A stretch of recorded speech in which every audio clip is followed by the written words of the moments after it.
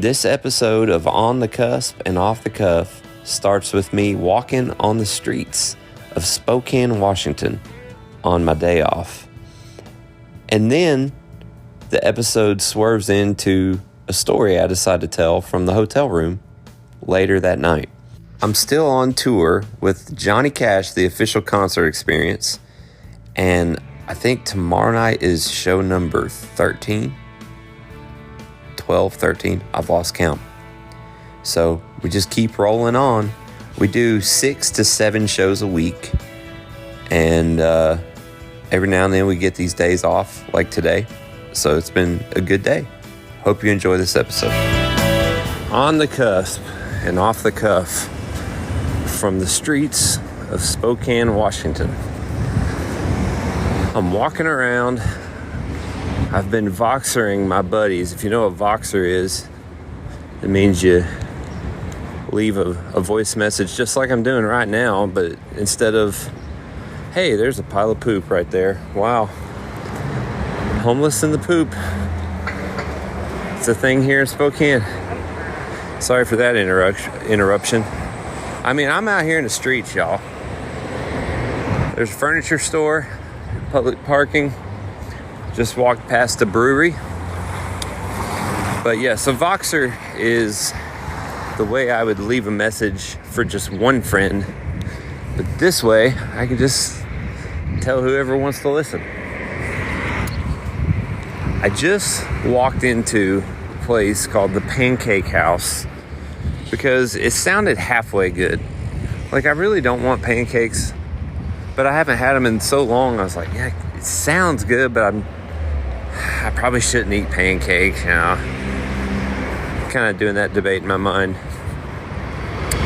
And I went in there by myself. The guy standing there, it's like, oh yeah, how many? I said, 1.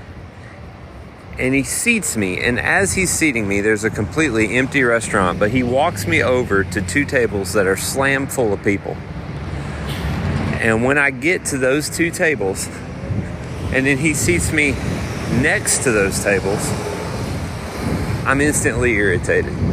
Because I do not want this guy telling me where to sit. I don't want to sit here.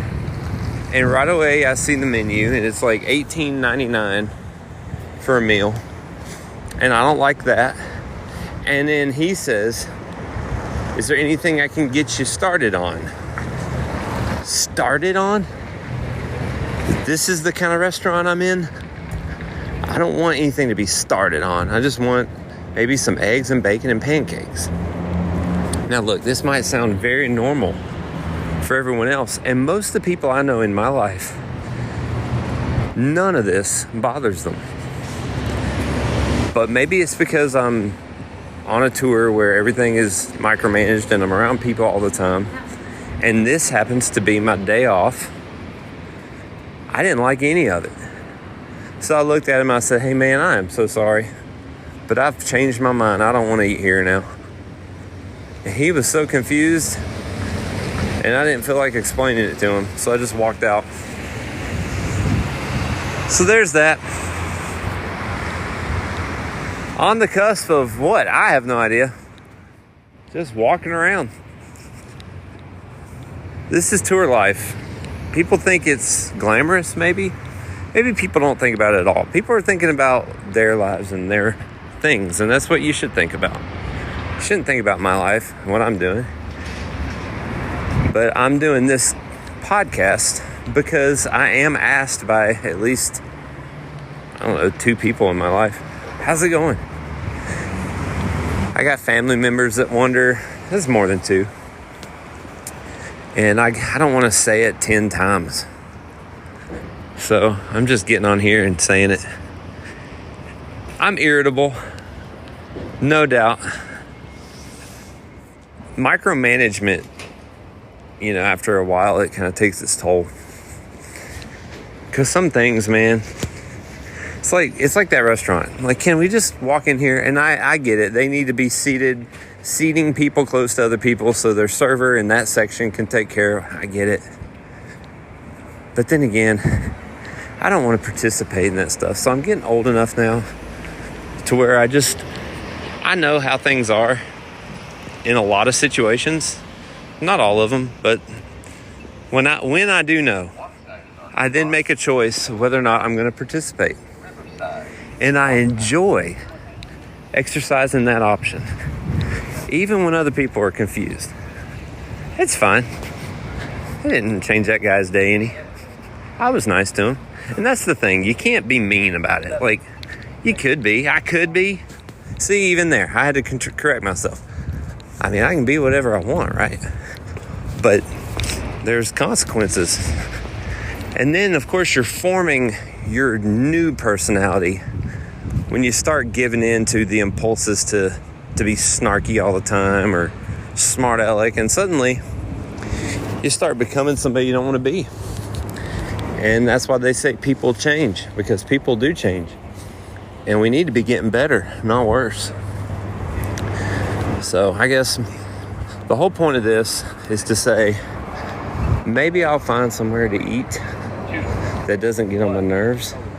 I'm going to walk anyway. It says don't walk. I'm running. I don't care. There's a store called Rebel right next to me. That's right. I should go in there. But it's boutique-y and looks expensive. So, yeah, this is just a live report. Thoughts, reflections, and actions happening out here on the cusp. Totally off the cuff. On the streets, baby. Spokane, Washington. Y'all have a good day. On the cusp, off the cuff, in the hotel room in Spokane, Washington. So it's Monday night, actually Tuesday morning. It's past midnight, and I just remembered a story I've been wanting to tell on here.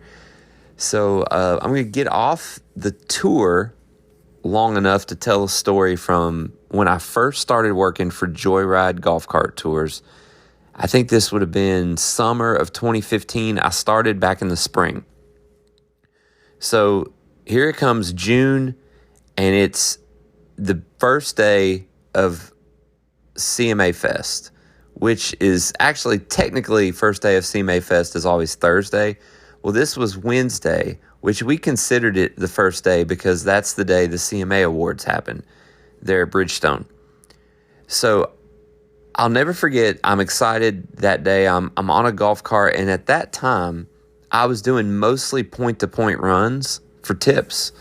And this was just an exciting job because I'd spent years working in car dealerships, parts departments, boat dealerships, boat service centers. I'd done camera installations. I'd been a security guard. I'd worked washing cars at a body shop. I'd just done all these jobs.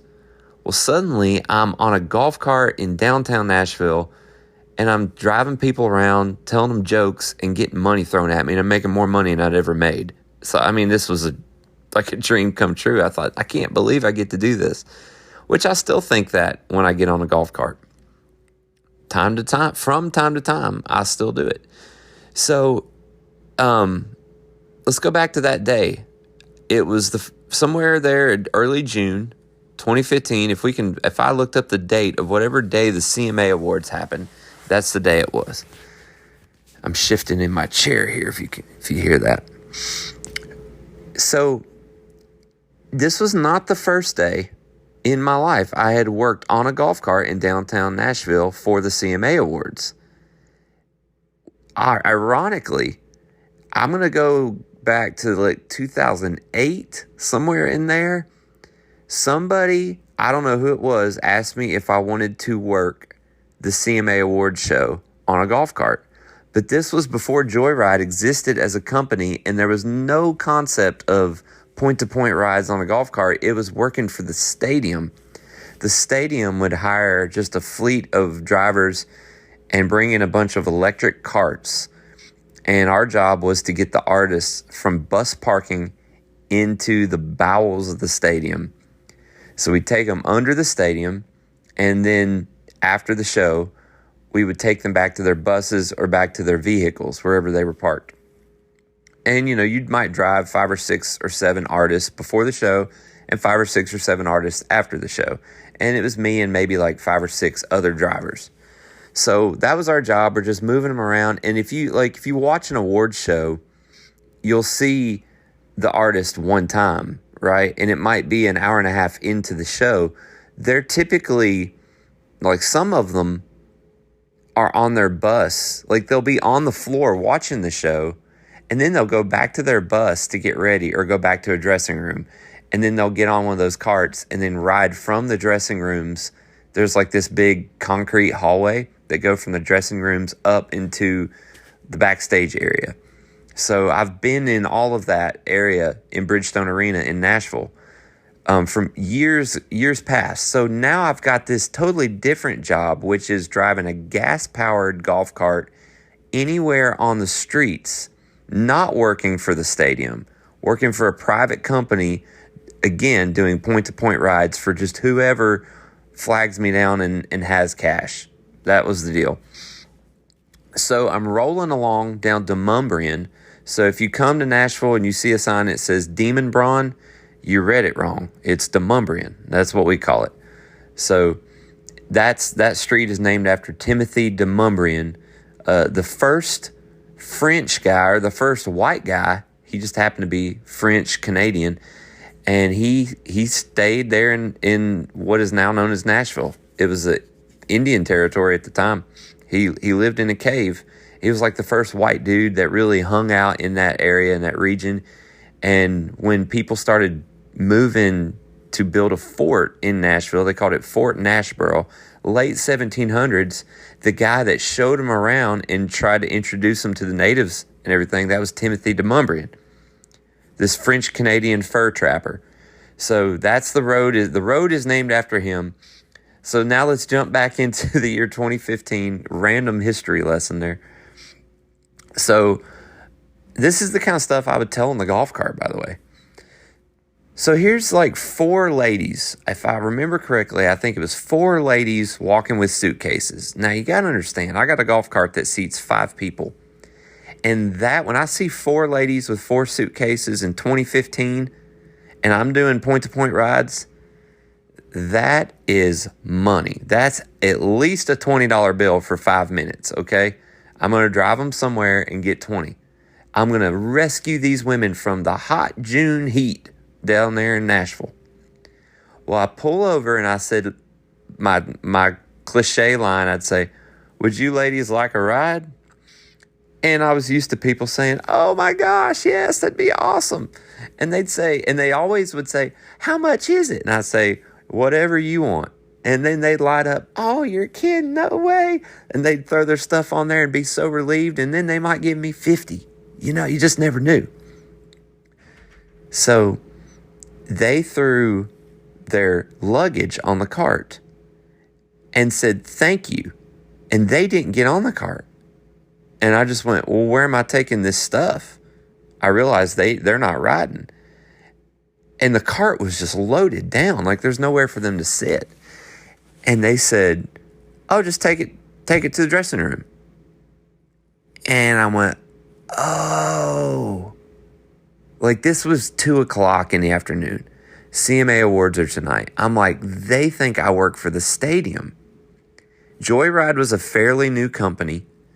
And these ladies don't know about our service. And I just said, okay. Now, one important thing had changed since when I worked at the stadium 7 or 8 years earlier. There had been a huge convention center built next to the stadium. So now there was a totally new route to get under the road and under the stadium.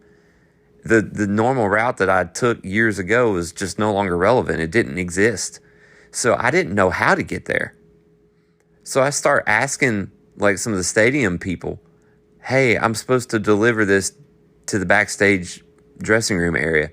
And they're like, "Oh yeah, you got to go around, blah, blah, blah." And they're telling me, "You got to go down 6. You got to turn right down there 6, and then you go down there, Korean veterans, and then turn right, and then you go." I'm telling you exactly what you got to do. Go to the other side of you got to go to the other side of the convention center. You got to go through over there. And this is like crazy, okay?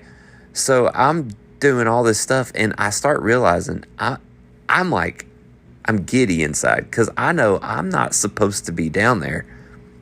And I'm wondering if they're going to let me go down there, because that's where all the celebrities are. That's where all the excitement is. It's backstage. So I pull up to the security at this new route to get under Bridgestone Arena. And I said, I've got this stuff to go backstage. And they just waved me on in. No credentials, no nothing.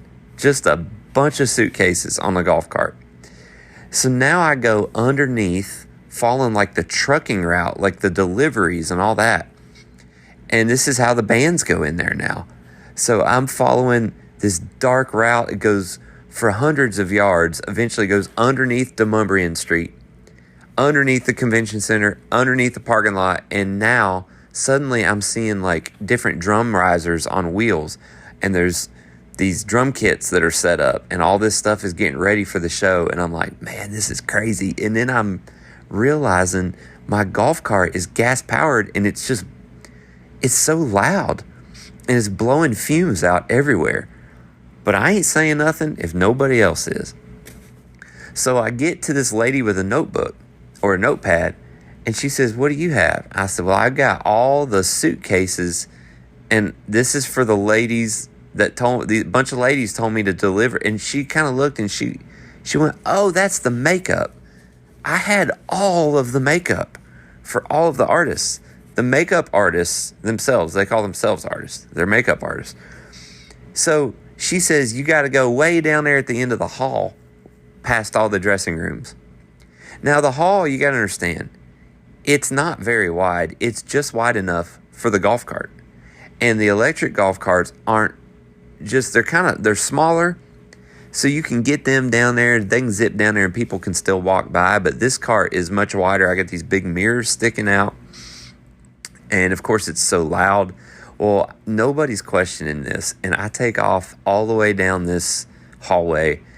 And I mean, there's Brad Paisley walking by. There's Carrie Underwood. Like, all the big stars are just kind of like tooling around, getting ready. And it's probably by this point, it may be later than 2 o'clock. It's got to be, because if I saw these people, it would have been closer to maybe 4-ish. So they're doing their sound checks and rehearsals, and then they're going backstage. So I get up. Finally, I see these ladies. They're in the bowels of the arena. They're in their dressing rooms, the makeup rooms, waiting on me.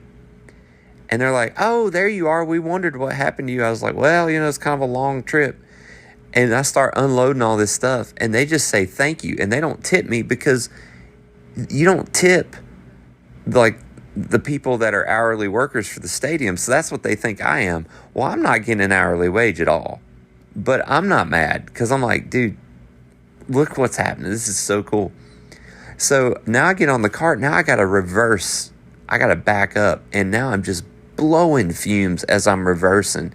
Just filling the whole hallway up. And I'm backing up, and I slam my brakes because this red-headed lady stepped right out in front of me, or behind the cart, as I'm going backwards. And it's Reba McEntire. She hops back in her dressing room as I continue to back up. And then I apologize. I said, I'm so sorry. I stopped and apologized. And she steps out, and she starts waving her hand in front of her nose. And she goes, woo, that's strong, buddy. And she's laughing. I'm like, I don't know how I got down here. They just told me to come here. She's like, you're all right. You're all right. Like, she doesn't care. And I dude, like, I got no security clearance. How am I here? So now I'm interacting with Reba McEntire. So now I hit reverse again. And I'm like, I got to get out of here before somebody finds me, because they're going to realize I don't belong here, and I could get arrested or something. I start thinking about it. Like, I don't even have the makeup stuff now. And I backed on out of there, and I just kept going. I turned around in the backstage area and got pointed in the right direction, and I drove right out like nothing ever happened. And that is how I almost ran over Reba McEntire. And that's how I went back in Bridgestone Arena with no security. So that's my story. On the cusp. That was when I was on the cusp. Well, I wasn't on the cusp of anything really. That's just a story I've been wanting to tell. And it's almost 1 a.m. Pacific time. Why would I want to tell this story right now? I don't know. It just came to mind. Y'all have a great week.